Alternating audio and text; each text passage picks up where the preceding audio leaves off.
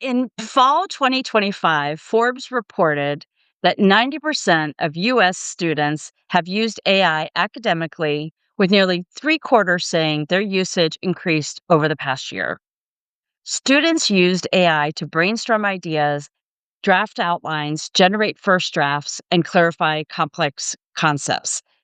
They were motivated to use AI to save time, improve the quality of their work, and sharpen their understanding. A global study of the Digital Education Council found that this trend extends to 16 countries that they surveyed, with 86% of students using AI. While accessibility to AI varies from country to country, it's apparent that when students have access, they use it. How about you? Are you using AI to enhance your learning? Well, welcome back to Catholics on Campus podcast, my friends. As we record this episode, we are approaching the end of the spring semester here in the US. Finals are approaching, and graduation and summer plans are on the horizon. Internships, study abroad, summer classes, and employment. There's a noticeable shift on campuses this year as students and some faculty are embracing AI as a tool for learning. Today, we are going to return to a topic that I love talking about, and that's AI. You may want to go back and listen to two other podcast episodes that I've recorded so far. Number 23, which was called Catholic Perspectives on AI, back in August 24. And number 50 is Virtuous Living in AI, A Path Forward, which I did last September in 25. Oh, and I'm going to put these in the show notes so that you can go back and look at those if you haven't already listened to those. So today, my guest is Rob Cabasco. Rob is a lifelong Catholic and professional creative. He uses AI as a student, at his work, and in volunteer positions. Rob, welcome back to the podcast. Hey, thank you so much. I'm glad to be back. Yeah, happy to have you here and happy to talk with you about AI. It's always something that we always said we want to talk more about. Now's the chance to do it. So Absolutely. tell us about your personal journey with technology and why you're passionate about talking about AI.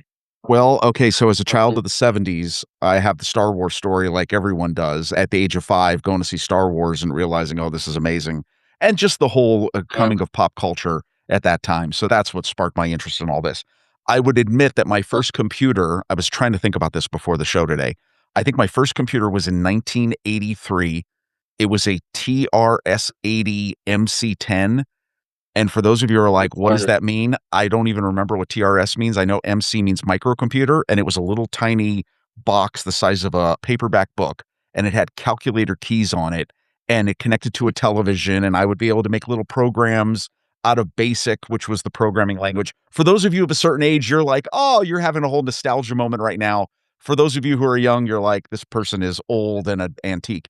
But anyway, like, that was my first computer, and then from there, I moved on and just was able to spend so much time learning and throwing myself into design, creative pursuits, and all these other things. So, it's kind of an interesting thing. I was also lucky enough to be a part of the internet right at the dawn of the internet we know today. So, I think the first graphic that I made for a website was in 1994, which most people can't believe the internet existed back then. It did, much before that. So I just have always been intrigued by computers. I've been intrigued by what you can do and what you can do with them to save yourself time and to do things that you couldn't do normally. So there's always been a good purpose, I think, for using computers for that. Yeah. I remember getting my first email address, and Oh, yeah. my boss was telling me, "Oh, don't worry about it. You check it once a week and, it's just gonna be there." And I got to actually pick the name that I wanted, so I just had my first name. And later on, when I would go back and, like, need help with something from an IT person, they're like, "Oh, you've been here a while. You have your actual name in the email." So, Oh, that's right, yeah. because then it was, like, letters and numbers after a while. But, yeah, I remember that very clearly Well, that's and funny thinking, because well, yeah, yeah, the people who were early to this, you would get your name, and then people would realize, "Oh, there's more than one Virginia. There's more than one Rob." Like, then like, "Oh, yeah, no," then you had to go through a whole other way of doing that. So the people who had their names, that was always like, "Oh, that was a badge of honor." Like, "Oh, yeah, you've been doing this right? for a while." "Yes, I have." Oh, Yeah. yeah. 100%. So, can you give us some examples of times that you've used AI in everyday life? Well, so interesting as a designer, we've probably had a different take than maybe the average college student, and they're trying to do a conversational thing with maybe ChatGPT. Probably one of the first things that I had used AI for was in Photoshop. And you can almost think of Photoshop as the old school AI, right? And I really do think this. I think that in the future, when people think of image manipulation, they're going to say it's AI instead of how we've said it was, oh, it's Photoshopped, right? I mean, like, I think we Right. understand that. But Photoshop introduced a few years ago, they introduced a feature called generative expand. And that was maybe my first real tangible example of using AI in my everyday work. In Photoshop, what it allows you to do is you can take an image and then you can, like, everyone's familiar with the term crop. So you can crop an image to smaller than what it is. But now Photoshop has this ability where you can go bigger than the image. And then once you go bigger, you can tell it to say, okay, now I want you to generatively expand this image and fill in the blanks. And I think the first image, I can almost remember this. The first image I took was it was an image of a street, a college campus street. And I expanded it and it added in trees and a sidewalk and people. And I remember just sitting there and going, oh my God, this is unbelievable. Like, this is this is gonna save me hours and hours of time because that's a common thing that people gotta do. You're designing an image maybe for a presentation and you need more space on the side to put your text. That's just something that immediately, and I think that's where I fell in love with it, was like, "Oh, wow, that is something that is saving me an immeasurable amount of time. The results are better than what I could do in a fraction of the time." And just, yeah, let's go. And the one thing I would say at the onset of this discussion is, for those of us who lived through the 90s when the internet first came about, if you embrace the internet then, you are almost having a bit of deja vu where you're like, "Oh, no, this is amazing. Look at all the stuff I can do." Yes, there are some bad things we'll probably discuss, but there's just so much other things that it just are gonna make us so much more efficient. And that's one of those examples I would say is with Photoshop. Yeah, that's interesting you say that. I remember one of the first times I was producing a publication where somebody had photoshopped and manipulated some images, and it was cool looking, but it wasn't accurate. And so Right, we had to, right. like, go back and say, "No, you really can't do that with this image. We need it to look like this other thing." And there've been plenty of examples already of times where AI has gone a little too far or create images that people are like, "Is that real or is that" like, there's a little blending right now of not understanding, like, what's real and what's not, and I think that's gonna continue as time goes on, don't you?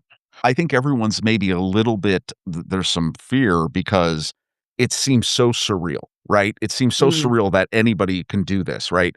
And at the same time, I would caution anybody, say, "Look, you've been looking at manipulated images for the last 35 years, right? People yeah. talked about this with magazine covers and with everything, with influencers, the modern version of that. You've already been living in a manipulated reality. So is this worse or different? I mean, it's different. In terms of worse, I guess probably somebody's already thinking to themselves, well, if you're a designer, are you worried about your job? Actually, no, because just like I need to know the tool to be able to do the things that I do in my professional life, I need to know how to create the prompt, which is the language telling it what to do. Not all prompts are the same. And that's almost like an art in how to actually structure instruction to the AI tools to let them know exactly what you want. And the speed in which you do it, that's where the talent comes from. So I think we're going to be fine. Not Yep. everybody's going to be fine, not every Yes. industry is gonna be fine, but I think we're gonna be fine. Yeah. Now, a big concern on the minds of many people is privacy in the AI age. So, what is your take on these concerns? Maybe kind of outline them for us first, for those who might not be as up on this.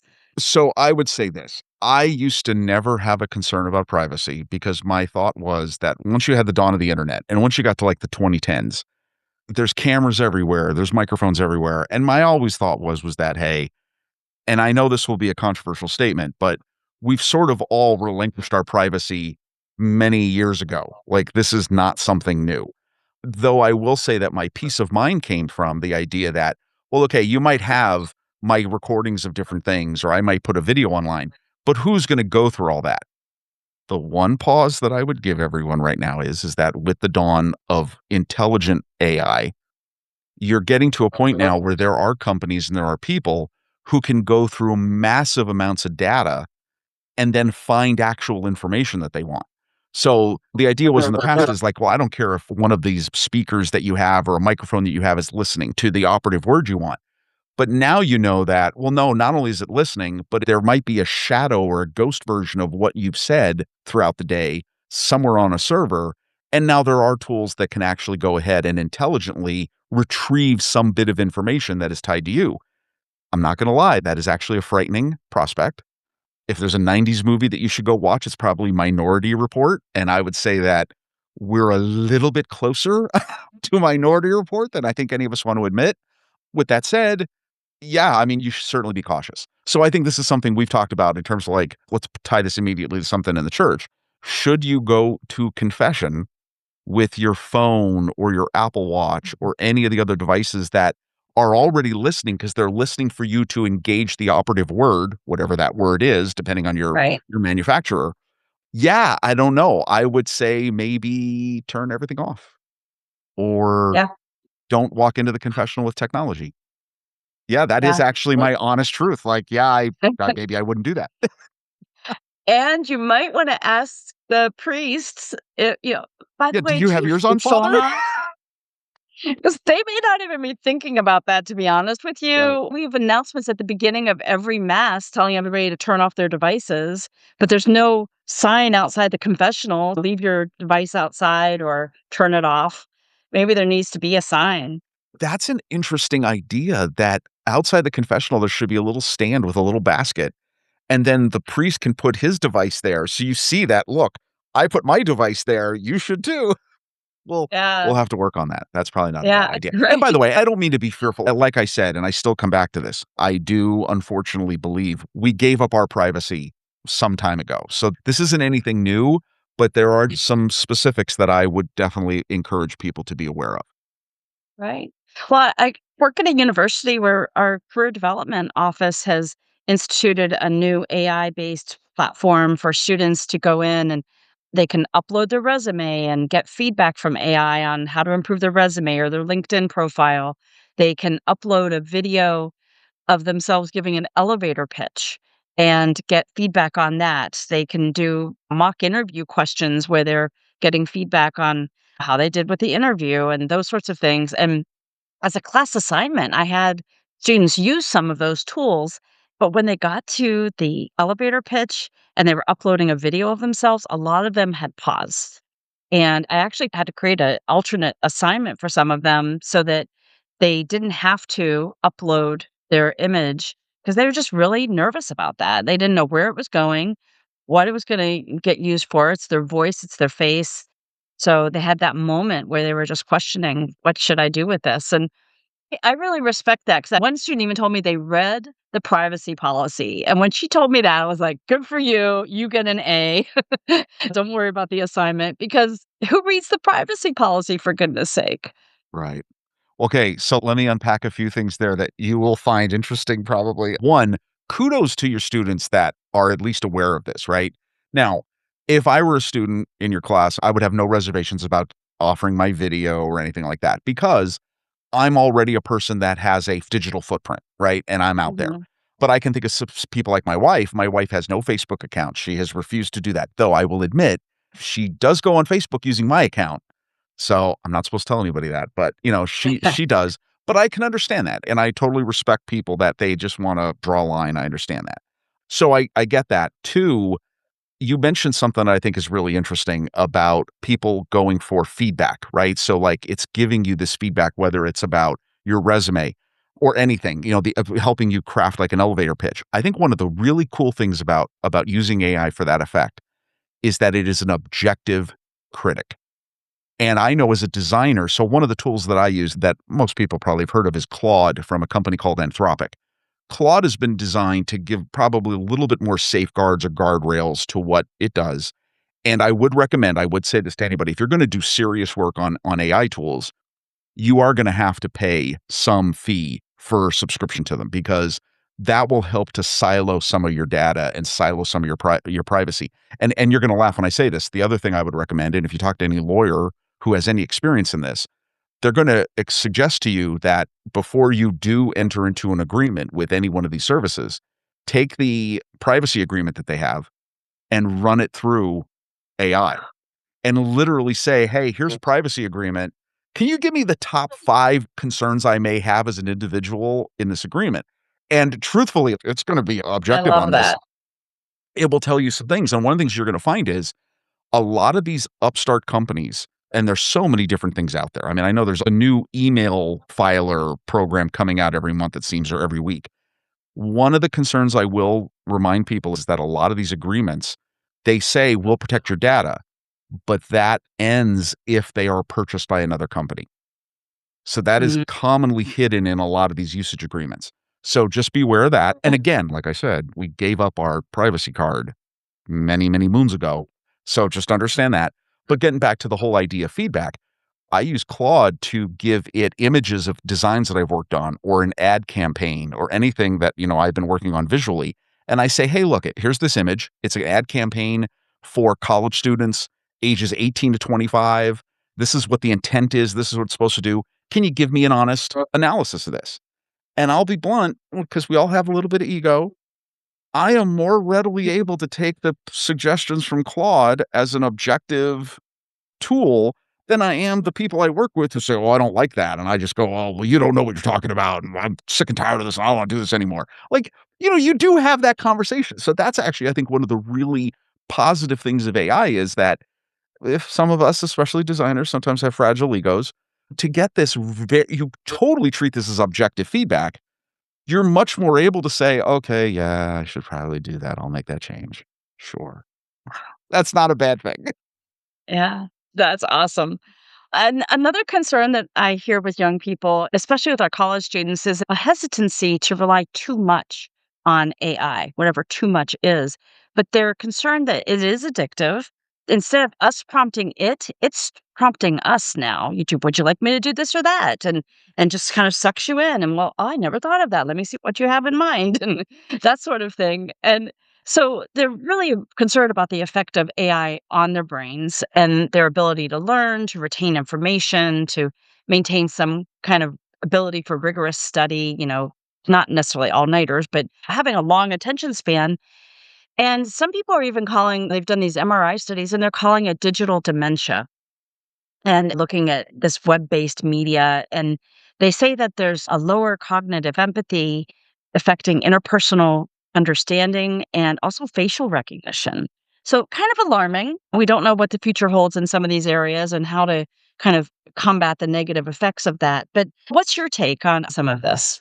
So I am not gonna try to be too critical of people of a younger age. I am a father. I have a 23-year-old daughter. We have big, deep conversations about this, and my daughter has been very, very knowledgeable about seeing some of her peers who are relying on AI far too much, right? To do the Mm, simplest tasks, the simplest messaging, and to somehow coordinate their simplest human interactions. And there's a danger in that, right? I mean, there's a purpose that we have to human interaction, and our faith obviously calls us to this. We're built for community.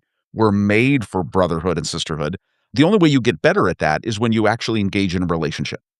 And that can only be done face to face or when we can't do face to face, though some technology gives us the ability to that.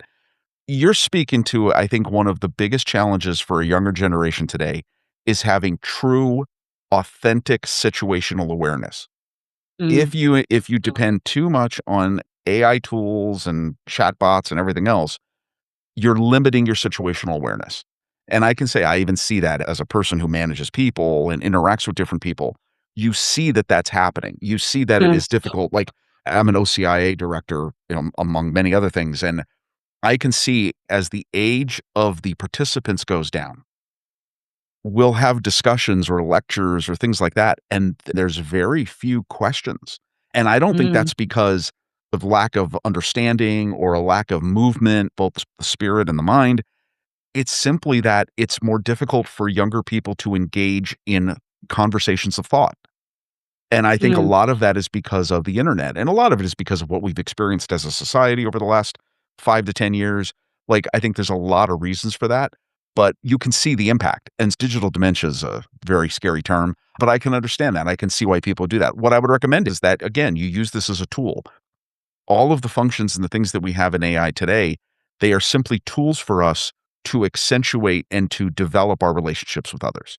That's how Mhm. it should be viewed, and I think that that's how it should be used, and then you gotta make your own decisions on what are the limits are you gonna make on how that works. I will say that one thing you did mention, AI is incredibly good at getting to know you the more you interact with it.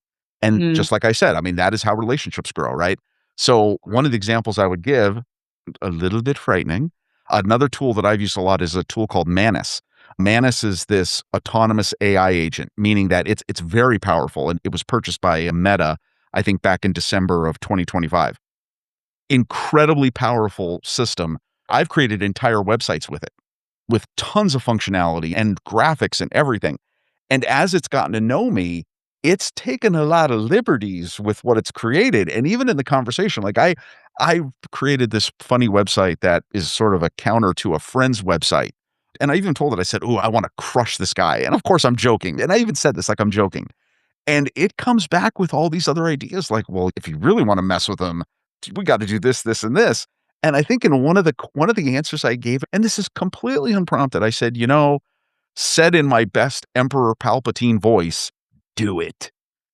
And it responded back with, "Oh, the dark side is strong in this one." Like, "Oh, we're gonna totally crush it," right? And I'm thinking to myself, "Wait a minute. I'm talking to a machine. You're kinda rolling with me here, right?" Like, in a way that I did not expect. And at the same time, like, I appreciate that. I appreciate the connections that AI is making. By the way, at the end of the Yeah. day, everyone should remind themselves, I mean, this goes all the way back to the early days of AI, which the first chatbot was, like, from the 1960s. All of this is relational. It is able Yes. to produce images, language, responses, all of these other things, not based on actual meaning or comprehension, but on the relational data that it sees. What's the power of AI is that it can see that relational data across all content that's ever been made, ever been posted, all time, all at once. Well, that's a very powerful thing. And that's how we got to where we are today. But I will admit, there are times I am so amazingly excited about it, and then, yeah, and in the back of my head, I'm like, "Oof, what is happening here? Like, what Oh, yeah. what am I Yeah. doing?" Well, even as a Catholic mindset coach, I'm very concerned right now with what they're calling this race for intimacy. That these chatbots are, they're available 24/7, they're friendly, they're encouraging, they're able to be that listening ear anytime you want. And unless you ask them to challenge you, they probably won't, Right. at least right now. And any time spent with a chatbot is time spent away from actually talking to real people. And that's increasing loneliness, isolation, and creating this skewed perspective on what's the real world out there. So, chatbots, you've kind of mentioned you've had these conversations and they're kind of following you along. How do you make sense of chatbots and what advice would you give to Catholics on campus? Okay, so 2 things. 1, limit I mean, if you can, and I say this honestly, because I realize that everybody's situation is different and we all find ourselves in different levels of euphoria and the lows, so I understand that. And we don't all have a good circle of friends to work with us on this, so I understand that, and that's the disclaimer I would give to that. I would say, 1, try to limit it and try to make sure that you're developing real tangible relationships with people. But if you have to, and here's where it comes to the art of the prompt, set the ground rules right at the beginning. Mm. So a lot of times when I'm talking to Claude or I'm talking to Manus or Claude for sure, I'll say, "Look, I'm biased on this. Don't feed to my bias." I literally have Mhm. that conversation. Like when you have a conversation with someone and say, "Listen, don't hold back. I want you to be incredibly honest. I want you to be blunt. I can take it. I probably can't take it, but no, I can take it. Give it to me." You actually have to set the ground rules with your prompts and say, "Look, I wanna get better." And really, I think this is a powerful thing that why people should use AI, and I'm saying this in that we all help to create what is happening with this. Mm. So, if we can be good, altruistic, positive, aspirational people, the only way that this is gonna learn how to be what we want it to be is by emulating what we want it to be. So I'm always clear with it on the guardrails of what I expect in the answers that it gives. And I will also give the chatbots I work with, I will give it affirmation. I'll say, "You know what? This is outstanding. You nailed it. I appreciate that." Or I'll come back to the other things and I'll say, "You know what? This doesn't hit the mark, and it doesn't hit the mark because of this, this, and this." That's how it's gotten to know me because I've treated it like I would treat a regular human being. And although that might sound scary to people, it's not like I'm trying to personify it. I'm trying to teach it to show up the way that I want to be treated. And I think if more of us do that than not, because not everyone's going to do that, then we're going to continue to see this as a vital, versatile tool that helps us to accomplish more things. Yeah. Thank you. I want to go even a little more deep into the Catholic aspect of things. And I heard a few things I wanted to share with folks that kind of set the stage. So think back in 1983, Pope John Paul II introduced this term, new evangelization. And he says it's going to renew our energies, our methods, and our expression in how the whole church, and that includes the clergy, laity, and institutions, how we spread the gospel message.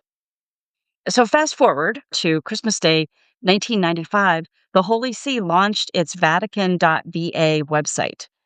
First time Vatican ever had a website, 1995. And then on 12/12/12 in 2012, Pope Benedict the 16th created his first Twitter tweet. And he said, "Dear friends, I joyfully join you via Twitter. Thank you for your generous response. I bless you all from my heart." And that was the first papal That's great. tweet. And wow. So I say all that to say, I really feel like our popes have all been paying attention to what's going on in the world. We've always embraced as Catholics and as a Catholic Church this idea of using technology to promote the gospel. So, my question for you is, how do you see AI being used at typical parish operations, Catholic communications, marketing, and evangelization? Do you have some real life examples of what you're Oh, seeing? I am deep into this right now. And by the way, I mean, look Okay. at the church, which I hope Catholics know this, and I hope the world knows this. We have always been about science and about furthering our understanding of creation. So, for those of you who don't know, I mean, there's a Father Paolo Benanti. He is a Franciscan friar. He is the Vatican's chief theologian on AI issues. Incredibly intelligent. I mean, understands this way more than any of us do, right? Like, he's absolutely engaged in this. There's a Father Philip Laurie. He's a professor at Boston College. He's a leading Catholic voice on AI. We are engaging in this. Like, this is something that, and it's not just all the influencers like the Father Mike Schmitz, which God bless Father Mike, or anybody else who's doing all this great stuff. We've got real people. We got real skin in this game. Like, we understand this, right? So, this is something we're going to continue to do. I have seen some amazing opportunities for tech and for AI in this. One, so first of all, and we've talked about this in a previous episode, I'm currently in diaconate formation. And so I'm taking all these catechetical courses. They're like college level courses. I haven't been to a college class in a long time. I am using this tool called Google Notebook LM that has been a game changer. And for what this is, it's a tool that you can have in your Google toolbox, and what it does is it allows you to create a siloed large language model for whatever you want, meaning you can give it a document and say, that's it. I don't want you to pull from anything else. Like, I don't want you to pull anything from the internet. I want you just to do this. And especially if you're a student, this is something I would encourage you to use. You can put Mhm. your syllabus, all your class notes, if you have lecture recordings, all these things, and that's it. You just silo it in there. And then it allows you to have a conversation with it. So Mhm. literally, you can have like a chat GPT conversation, but it's now only with those sources. But then the magic is it has this whole other part where you can say, okay, now make me an infographic based on the class notes from the second class, or create a podcast episode that helps me to listen to all the things that are going on. And the example I would give you how we've used this is not just for my own learning of classes. We were getting ready for Holy Week in our parish. My wife, who's helping with the altar servers, wrote a Holy Week guide for our altar servers, and it was basically just a Word document. It had listed out everything that was happening, what they need to do, where they need to be, all this stuff. I put it into Notebook LM and I said, okay, make me an infographic for each one of the days of Holy Week and the Triduum, and then make me a podcast episode. The infographics it made were so amazing. The Holy Thursday one literally laid out all the graphics of what happens, like where the altar servers have to be during the washing of the feet, for when the Eucharist is transferred to the altar of repose. And we have our Knights of Columbus do the canopy as the priest is going outside to the altar. It was unbelievable. And then the thing that blew my mind is like the podcast episode it makes. It's this conversation with this man and this woman. And it starts off with like the first like 90 seconds of it, this cold intro, the cold open, I would say, was them talking about, you go to a Broadway show and you don't really see all the people who disappear into the background, the people who are rigging sets and are making sure that the sound's working and the lights are working and all these other things, and they're helping to tell that story. Well, now imagine if the story was 2,000 years old and the star was the divine, and you have this role to play as an altar server, making sure that all of these things happen to lead people in worship to God, but doing it silently and in the background where you're not seen on stage. And I'm sitting there going, that's amazing. Like, yeah, that's totally fine. So we're using it for that. And then I'm actually using it for, like I said, my course notes. But one of the things that I found in Claude, I'll give you two more examples. So as we're getting ready for Holy Week, I had a adult confirmation that was coming up. And we normally have scripts. So for anybody who works in a parish, you already know what I'm going to talk about. You have the You scripts have that the are scripts that formatted like they are in the right books. So it's always, say the black, do the red, and you have it formatted. Well, I don't have one that is from the rite of confirmation from the book. So I go into the sacristy one day and I take a picture of all the pages of the rite of confirmation.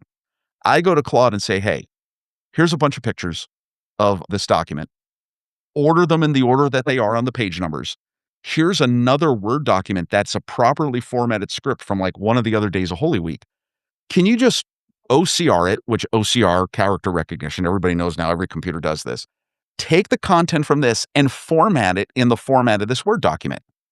It did it in 45 seconds Mm, and it was flawless.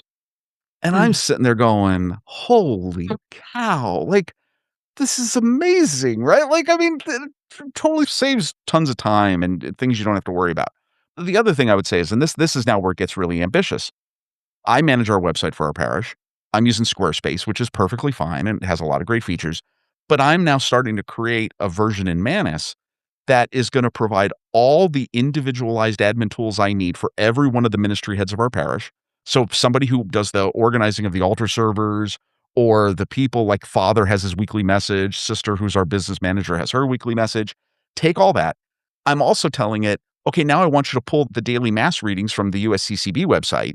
Pull this in from here, pull this information from here, create these images. You know what season we're in, so you can change the color of the header of the site, all these other things. The wildest thing is, I even have had it make it so that at any time during the week, there's an admin tool you can go in, press a button, and it makes the bulletin. Ah, And it makes the bulletin automatically, beautifully formatted from yeah. all of these different content sources, either ones we've created or ones it's pulling from the internet. That is a game changer. Like, if you're a small parish with a small staff, you people know, and a college student may not worry about this, but trust me, there are people toiling in every Catholic parish over things like Microsoft Publisher with trying to put out a 4-page bulletin every week. That's the kind of stuff that if you don't have to do that, yo, it's a game changer for a small parish. And I certainly have some security concerns. I mean, like, what you could almost see happening is you could even get to a point where if you could verify that the security would be good, you could just put in the scans of baptismal certificates or things that you need for like sacramental prep. And out of that, it would automatically create your certificates or your name tags or your sacramental record that then you would take and then log in handwritten as you're supposed to, right? Within your sacramental records. The things that you could do that just take out all the hard work that nobody ever wants to do, the Mm. clerical documentation. I mean, you can just see some things that are just spectacular. And no, it should not write homilies. No, it should not write messages or prayers or anything like that. But I mean, there's some real incredible uses that I'm just incredibly excited about seeing how it can come to fruition. Yeah. And it leaves more time to write homilies and prayers and Well, all that's the the other theory. I mean, your homily should be short, but oh, never mind. I'm just kidding. I'm kidding to increase your deacons listening. So, Yeah. Well, I think about too, just not too long ago, the Pope came out with, I think it was in January 26th. It was a letter for World Communication Day, and it was titled Guarding Human Voices and Faces. And two things stuck out to me, which I want to kind of circle back to. AI cannot replace human encounter. And it was also, don't give up on your thinking. And he warned that algorithms reward quick emotions, and instead of penalizing human expression that require more time, such as the effort to understand and reflect. And as a Catholic mindset coach, I couldn't agree more. I think about as Catholics, we're kind of called to be this countercultural group, right? We want to encourage people to think more, not less, to combat loneliness with real human encounter. So I'm wondering, what can you add to what the Pope's already commented on and this idea of don't give up your thinking and that AI can't replace human encounter? So I agree with the Pope on all those things, on everything. I would say two things that I am drawn to two fruits of the Spirit, patience and gentleness. And here's the reason why I would say this is one, human encounter, you couldn't treat another human, well, at least we shouldn't, like you do sometimes when you're rage baited by what you see on the internet, right? And I said rage bait, not clickbait. It's rage bait. Now we're in the thing where like, okay, we get people angry and immediately we're commenting or pressing the angry emoji or whatever. Right. No, you should be much more docile and patient and let the spirit prompt you when you're dealing with a difficult situation. And I say that like I don't do that all the time, but that's what we're called to do. So that's what we have to do. So that patience, one, let's try to work with more patience in our interactions with people because again, that patience allows relationships to grow. And that's what we have to do. The fruit of gentleness, I would say, is important because when I teach gentleness, I always use the imagery of a seatbelt. And the reason why I Mm, use a seatbelt is because gentleness as a fruit isn't just about patting a pretty puppy on the head. Gentleness is withholding your anger or your emotion in a situation where you may have every reason to do it. That gentleness that comes forward when we go, okay, I could lash out at you because you've wronged me in some way, but I'm not going to because, first of all, that isn't Christ like. Second, that doesn't help out the situation, right? yeah, I need to bear those wrongs patiently. And that's one of the things that's a work of mercy that we are asked to do. So if we can do that, then that allows people to get through their moments of despair, their moments of anger, their fits of rage, and then allows us to build a relationship. And if we can continue to do that, then we're much better people and we're a much better body of Christ, which is what we're asked to be. 100%. Well, I can't thank you enough for this time together. This has been amazing. You've given us so much to think about. And I want to give you the floor one more time. Is there anything else that we haven't touched on that you want to fit in before we close? I would just say this. I keep a little model of the printing press on my desk, which I mention a lot. And I realize everything of technology, anytime technology has made a earth-shattering change to our way of life, fear comes from it and consternation and yes, and even some things that are not great. Just know this, we are in the middle of passing through one of those again. Know there will be good things and bad things. We will make mistakes, but as long as we are always rooted in encountering the Spirit in each other and we encounter Christ in each other, and we do that and we're patient and we are gentle, we are going to be able to be better. And that's what we're constantly trying to do. We are constantly trying to bring a little bit of heaven to our daily lives and to the daily lives of each other. That's always going to be the goal. We're not always going to hit the mark. We're going to miss the mark, right? We know this. But if you stay within what the church teaches and you stay within the sacraments and you stay within the life of prayer, we're going to continue to be a better example to each other. And that's what this should all form us to be, I hope. Amen. Amen. Thank you so much. I really appreciate your time. As always, I thank you. Yeah, thank you. And please continue to spread the word about Catholics on campus. I have to say, while a majority of my listeners are from the US, I have to give a shout out to listeners in Germany and Vietnam. I just was looking at my stats and I see you're there. So, hey, welcome. I'm glad you're listening to Catholics on campus. If you are new to the podcast, please subscribe and like all of the things that you're supposed to do when you're following a podcast. And I have some excellent topics for you ahead later this summer. We're going to be really delving into some great topics. So I would encourage you to subscribe or go back and listen to some past episodes. I have a rich library of resources for you. So I just encourage you to go back to Catholics on Campus and learn more. So, Our Lady, Undoer of Knots, pray for us. God bless you.